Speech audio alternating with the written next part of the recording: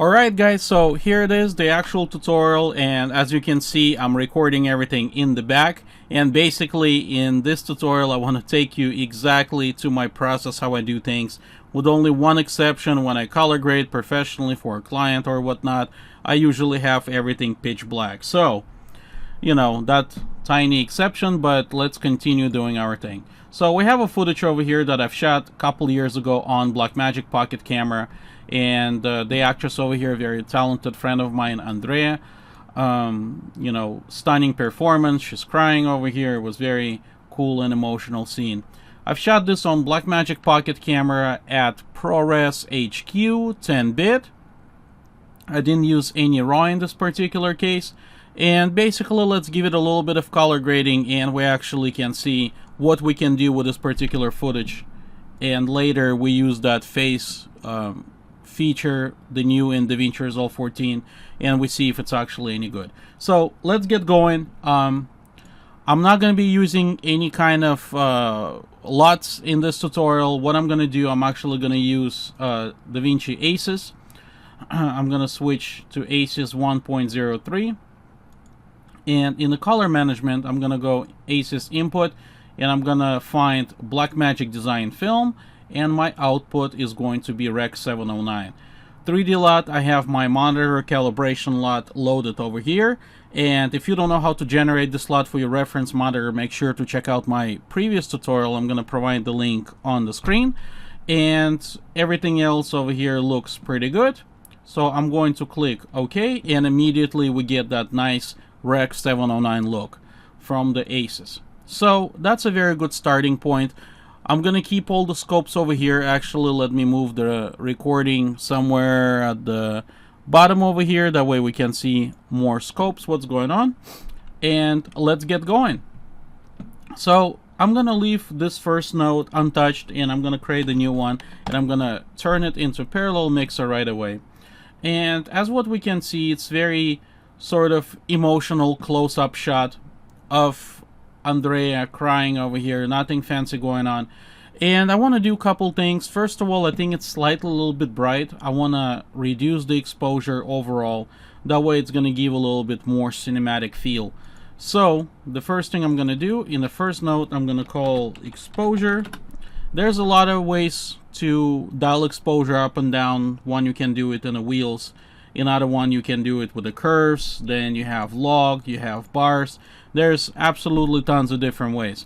I like working with the curves because it kind of gives me flexibility. I can have multiple points, you know, depending on what I'm going for. But for right now, I'm going to be using small HD false colors that working absolutely fantastic. And if you don't have this kind of device that can display dedicated false colors, make sure to check out plugin by Time and Pixels. It's called the False Colors. Let me show you really quick if you haven't seen my previous tutorials. Let's see, the false colors, and basically it would display the actual exposure visually on the screen.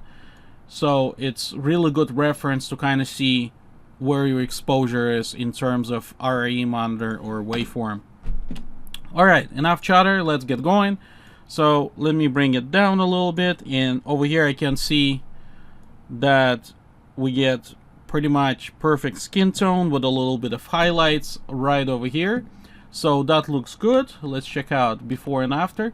Definitely we start introducing much more cinematic look, and probably I can crash blacks a little bit more and give a little bit more to her face, so something like that. So let's check it out really quick, before and after.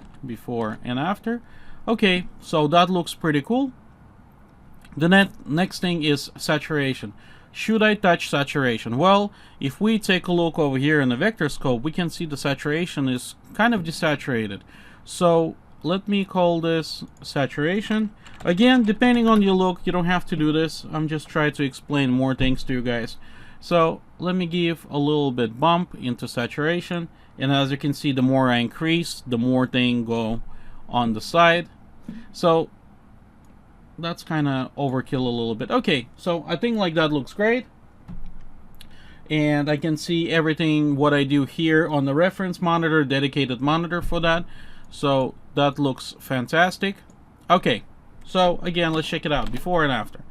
Looks fine. I like how it looks. The one more thing I can do to kind of give it a little bit maybe a split tonality is go into hue versus hue, and I can select, let's say, something like that, pretty broad, and basically change a little bit of that hue on the wall. I don't know how well you guys can see this, if the YouTube compression allows it, but you know, a little bit difference obviously makes sense. So I'm gonna call this hue. Okay, so this is my general settings. I'm very happy with it. I'm gonna create a compound node, that way it's not gonna be on my way. So I'm gonna call this one really quick basics. So that's pretty much like the general look. And I'm gonna create another node, and instantly I'm gonna convert it into a layer node. And the reason why I'm gonna do this, I actually want to have a more uniform look in this particular picture. And I know some of you who know color grading probably gonna ask, oh, you know, what you've done before doesn't make sense. But again, I'm doing this just for the tutorial purpose, so you guys can actually see, you know, how things done and what affects what. Anyways, so over here I'm gonna go to saturation, and I'm gonna desaturate a little bit. Pretty much I'm gonna desaturate everything. And by the way, let me immediately create a new one. And over here I'm gonna go into RGB, and I'm gonna click on monochrome. So we're gonna be working with a monochromatic image kind of. And over here I'm gonna check the soft light, the blending mode, and quickly we actually can see that the saturation from the top layer affects pretty much the overall picture look. So let's kind of keep it low saturation like this, and let's say I want to give it some, let's say we're doing something unusual, not like a classical color grading where you try to get accurate colors. Let's say I want to give everything a warm look. So let me turn off the Lumamix, and I'm gonna pull everything a little bit kind of like that. Okay, obviously it's a little bit overkill, and I can gain it down right over here. Okay, let's see, let's get going, more.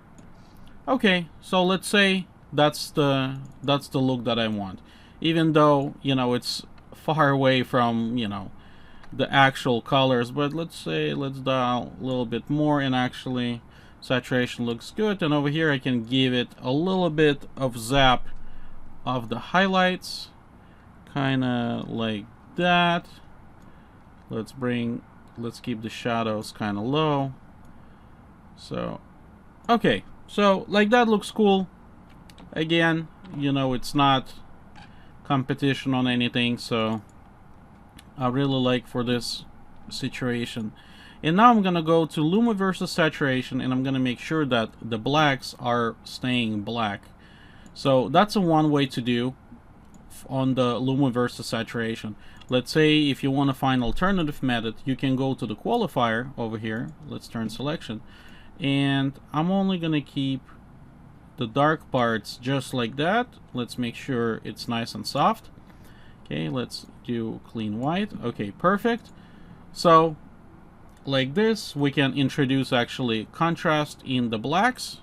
Okay, and we can also desaturate it if we want. So there's a lot of different versions and varieties of what you can really do, just showing one. Alright, so now let's go and try that new face feature of Davinci Resolve. So let's go to Open Effects, and this probably only gonna work if you have the studio version. And I don't know if you guys know or not, the studio version is now only $2.99, which makes it extremely affordable, especially that they added basically fully functional editing tools. So let's see here, face refinement. Okay, so I'm gonna drop face refinement over here. Let me go in the beginning of the clip, and I'm just gonna click analyze.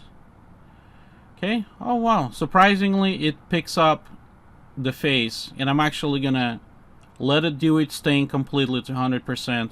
I'm not gonna skip anything or fast forward, and let's see if it's gonna do a decent job. Okay, so far I guess it looks interesting. A little bit concerned over here on the sides how it's selecting her mouth. I wonder if those lines is actually what the mask is doing exactly. But okay, we'll find out in a second. 25%. Performance, a little bit slow. Could be a little bit faster, but it's okay.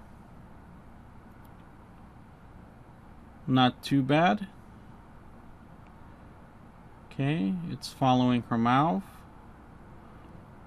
Oh, there was a little skew over there. There's one frame that kind of skewed a little bit. But in general, I mean, obviously it's better than doing all this manually. Let me tell you that, because otherwise it would take me forever to do rotoscoping. Oh, there was another frame. Yeah, rotoscoping is not DaVinci Resolve's strongest part, because even if you have a very beefed computer, it really slows it down and it makes it very difficult to do anything. So, okay, let's see. I'm not sure how accurate the eye selection is, and you guys can obviously see it on the screen, since this screen is basically the main screen, but let's see. Okay, 73%. Not too bad, 76. And keep in mind, I'm not running this clip out of SSD or anything. I'm just running this from the regular hard drive setup, which is, I don't know what's the average, like 150 megabytes read. It's not the top of the line, the hard drive that I'm using right now for this tutorial. So we're at 90%, 92, 93. Okay, keeps going. 97, 98. Okay, so for 30 seconds it kind of took a little bit. Probably if you have a long interview, prepare to wait or get yourself a coffee or something. So, this is my first time for tutorial, and I wanted to keep it like that because I didn't want it to go there like an expert. I kind of wanted to be with you guys on the same boat. Let's click over here, show mask. And, okay, so I'm already seeing a problem. This mask is obviously way bigger than her face. So, that's alarming because it's going to affect the background. Okay. So let me zoom in. Let's see, before and after. One thing I really don't like that it already has some kind of settings pre-built. I would love to have completely from scratch, because now I have to go through every setting, I guess, to see, to kind of start from the neutral point. Okay, so yes. This is it. No, see, it's still. Let's see, detail. Yes, it definitely. Okay, I'm gonna dramatize a little bit. It definitely affecting way larger area over here in the square than what I need. If you guys can take a look, I'm gonna zoom in. Look a little. I mean, look how big this thing is. So that pretty much makes it completely unusable for situations like that. Alright, so let's see, let me dial it back. Okay, let's say I don't want to have any details, or see, that's a problem. I want to only do something with the eyes. I don't want to have the pre-built features. Anyways, let's do eyes retouching. Let me add a little bit of sharpening. Okay, let's see, before and after. Let me do another node, that way we... Okay, the eyes were kind of cool. Definitely, yeah, for the eyes it definitely looks great. But again, I wish I could just specify which one I want to work. That way, the rest of them not being affected. Let's see, eye bag removal. Kind of does it. a little bit. Let's see. But then again, okay, let me go all the way up. Look, it's got a larger area just sort of sticking out the mask. So basically what I'm seeing right now, it's a very cool feature, and I think it's only really usable when you have face looking straight at the camera, because otherwise it's let's see, can I move any of those points? Yeah, otherwise it's gonna be very complicated working like that. So okay, well, I guess that's all I wanted to see for this tutorial, to kind of figure out if it's going to pick it up. It does picks it up, but it's not too accurate. So let me add a little bit of film grain. Okay, let's see. I'm going to add a little bit of film grain, my favorite Super 16. Let's turn off saturation from that. And really quick, in the waveform, I'm just going to mute highlights very little bit. Let's see. Okay, something kind of something like that. Okay, let's see before and after. Okay, that way it looks more like a analog rather than digital. Okay, and I guess here was a little tutorial on color grading Blackmagic in the new Davinci Resolve 14. I'm going to be doing more videos, try to find the new spots in the new Davinci 14 and also different types of color grading. Thank you guys so much for watching. Make sure to subscribe, and I'll see you soon.